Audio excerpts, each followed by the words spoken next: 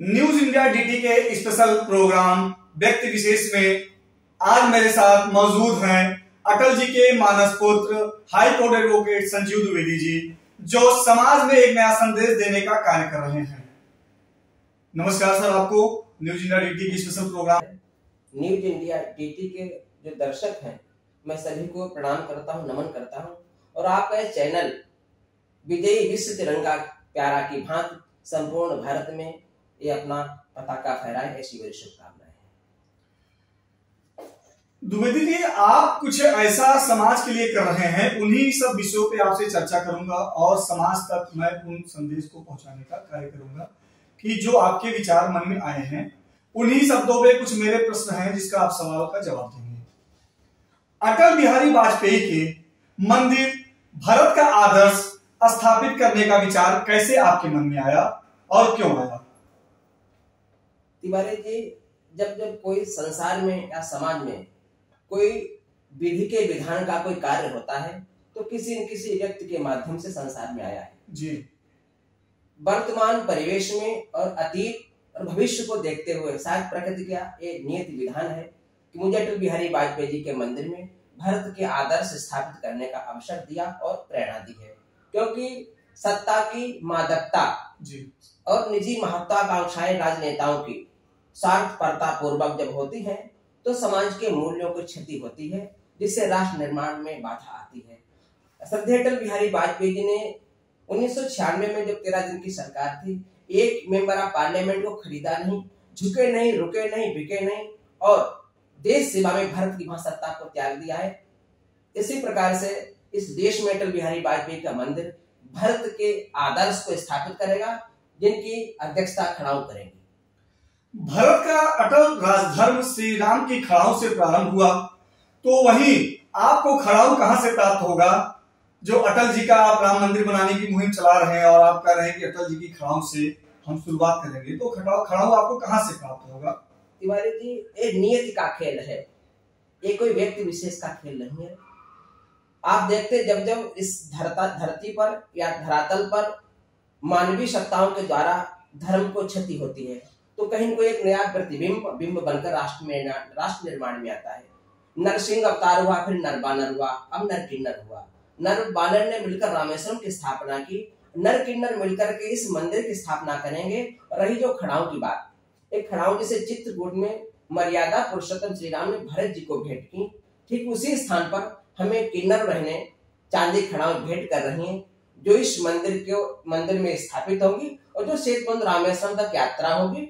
और भरत के त्याग को जो अटल बिहारी वाजपेयी लेके गए हैं, जनमानस में गए हैं, उन्होंने हार मानी रारण ठाटनी कहकर कंठ हुआ अवरुद्ध, धर्मराज की परंपरा के राष्ट्र नीति के संत विशुद्ध। अटल जी संत विशुद्ध थे, राजनेता नहीं थे, वो राष्ट्र के उन्नायक थे। इसलिए अटल बिहारी वाजपेयी जी का ये अटल विश्व बंधुतेश्वर मंदिर भारत के आदर्श को स्थापित करके पूरे विश्व में भारत के त्याग का परचम पुनः फहराएगा। आध्यात्मिक राष्ट्रवाद और सत्तात्मक राष्ट्रवाद का विचार कैसे और कब आया, इस पर आप क्या कहना चाहेंगे और क्या करेंगे? सत्तात्मक राष्ट्रवाद व्यक्ति सत्ता प्राप्त करने के लिए अपने स्वार्थपरता के साथ साथ राजनीति को कलुषित सिद्धांतों को लेकर के सत्ता प्राप्त करने के लिए विचार फैलाता रहता है। जबकि हमारा भारत कृष्ण कहते हैं, क्षेत्र चाप माम विद्यम सर्व क्षेत्र स्वार्था, विश्व का संपूर्ण क्षेत्र भारत है। वर्तमान का राष्ट्रवाद सत्ता प्राप्त का एक स्टूल बनता जा रहा है, एक सिद्धांत बनता जा रहा है। जबकि हमारे विवेकानंद जी पूरे विश्व में परचम फहराया, भगवान बुद्ध नमो बुद्धाय बिना युद्धाय बोले नारा दिया है।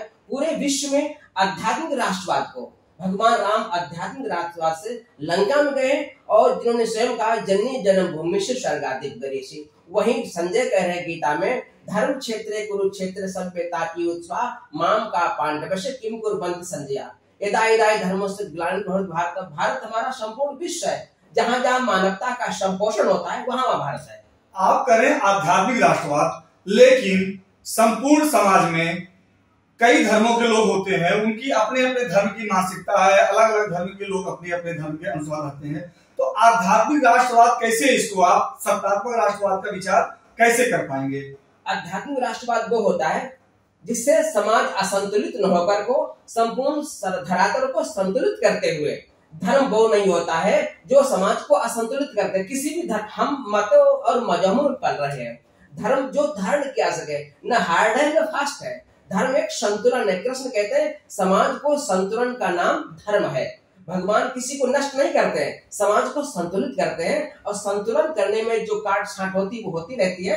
तो समाज को संतुलन करने का नाम धर्म है, समाज को असंतुलित करना धर्म नहीं हो सकता है। आध्यात्मिक राष्ट्रवाद समाज को संतुलित करेगा। समाज में कुछ ऐसे भी लोग हैं जो सात्विक हैं, कुछ असात्विक हैं। जो सात्विक है वो तो अध्यात्म को मानते हैं, जो असात्विक है वो अध्यात्म को नहीं मानते हैं। तो सत्तात्मक राष्ट्रवाद में आध्यात्मिक राष्ट्रवाद कैसे उसका परिवेश होगा? देखो, हमेशा द्वंद्व हुआ है जी, अच्छे और बुरे हमेशा हुए। रावण की पहचान राम से है, राम की पहचान अगर रावण न होता तो पहचान नहीं हो पाती है।